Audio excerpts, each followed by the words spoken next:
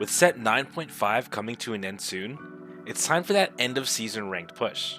Today we're going over Vanquishers, one of the best comps in the game right now.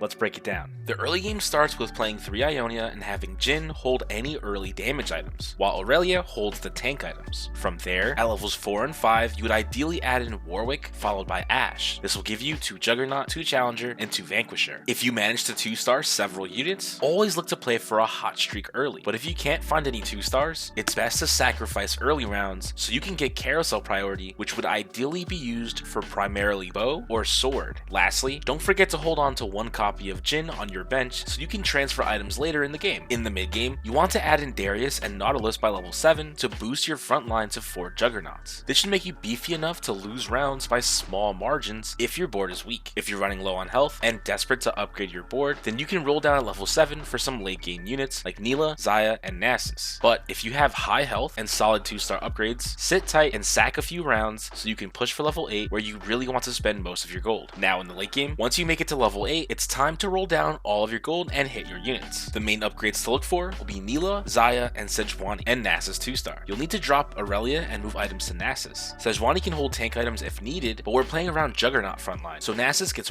way more value from the items. Next, don't forget to remake Jhin and move items to Xayah. Nilah will get items as well, which we'll discuss in the items section, but Xayah is the primary carry, so focus your item building on her first. At level 9, add Aatrox to your board. Now there's several variations to play if you manage to get any useful emblems throughout the game. If you get a Vanquisher emblem, swap Darius in for Nautilus, give the emblem to a unit for 6 Vanquishers. If you get a Juggernaut emblem, then give it to Nilah and play for 6 Juggernauts. Next, let's break down items, augments, and positioning to see who'll take first. For damage items, there's 2 main builds. Xayah works best with 3 power items like Deathblade, Giant Slayer, and Infinity Edge. However, there will be times when you can't fit 2 Freljord. In this case, Xayah should get Last Whisper to compensate. However, Infinity Edge is the weakest of the big 3 power items because Vanquishers already get a ton of crit. So if you have to sacrifice an item for Last Whisper, sacrifice Infinity Edge. Next, Nilah has 2 main builds. Her best in slot is double rapid fire cannon plus 1 big damage item like Giant Slayer or Deathblade, which can require up to 5 bows. But for those of us who play more flexibly, rapid fire cannon, Titan's Resolve, plus a healing item like Hand of Justice or Bloodthirster also suit her very well. She will do less damage, but it's still a strong build. Lastly, if you give her a Juggernaut emblem, then don't give her Titan's Resolve, as she'll still need a healing item instead. For tank items, these are low priority, as getting items for both of your carries is most important. However, Warmogs, Protector's Vow, and either a Bramble or Dragon's Claw, depending on the lobby, help to make Nasus a Giga Tank who gives time for his carries to dish out big damage. For extra items, any utility for secondary tanks is best here. Items like Sunfire Cape for anti-heal, Even Shroud to shred more armor, or Redemption for good AoE healing can be made with any spare components. Even Shroud can be especially good even if you have 2 Freljord in situations where you don't have Last Whisper. This is because it procs immediately at the fight start, allowing for some time before Freljord kicks in for more resistance shredding. Next, let's talk about augments. First, we have Vanquisher and Juggernaut Crown. Both of these are great to help reach 6 in the trait and are always worth playing. Young, Wild, and Free is excellent when playing from a hot streak. This lets you guarantee the bows you need from carousel rounds and makes it much easier to hit your best in slot items. Long Distance Pals is a top tier choice here because both Xayah and Nilah can share the AD, making it very powerful. Normally a weak choice, Component Buffet allows you to hit more bows more often, making it very powerful in this comp. Ancient Archives can be a solid take when you have no better options, as there are multiple emblems that you can hit and play, including but not limited to Vanquisher, Juggernaut, and Freljord. You Have My Bow is a top tier choice here, again for the extra bow, which is really what you want here. Now for the best legends. Currently the best legend to play for this comp is Twisted Fate, but that's only if you plan to force it. This is because you need anywhere from 4 to 6 bows, and Twisted Fate guarantees that. But if you play more flexibly, then Ezreal or other item legends are the best option, as they give you more items in total. Though they may not be the perfect choices, I do encourage flex play. Now positioning for this comp is extremely simple. Place Nasus at the center of the front line so that he steals the stats from as many units as possible. Next, you want Aatrox on the edge so that he dies quickly and passes his Darken buff to the next unit. Now for the backline, Xayah does the most damage when she's opposite the enemy backline. This gives her the best possible angle to have her feathers go through the front line and potentially hit multiple units. Nilah generally has two positions, either on the same side as Xayah so that she can focus the same target, or if you're running long distance pals, you want her on the opposite side so that her and Xayah are sharing their stats. This is the general position you always want your team in. Now you just need to be mindful and dodge Jarvan stuns, rogue dives, and other AoE abilities like Sona ult. Splitting up Xayah and Nilah is the safest way to do this, but if you're looking for big wins, you need to constantly scout to get the best position possible. Did this guide help? Leave a comment and tell me how you do. Until next time, I'm Swagadelic.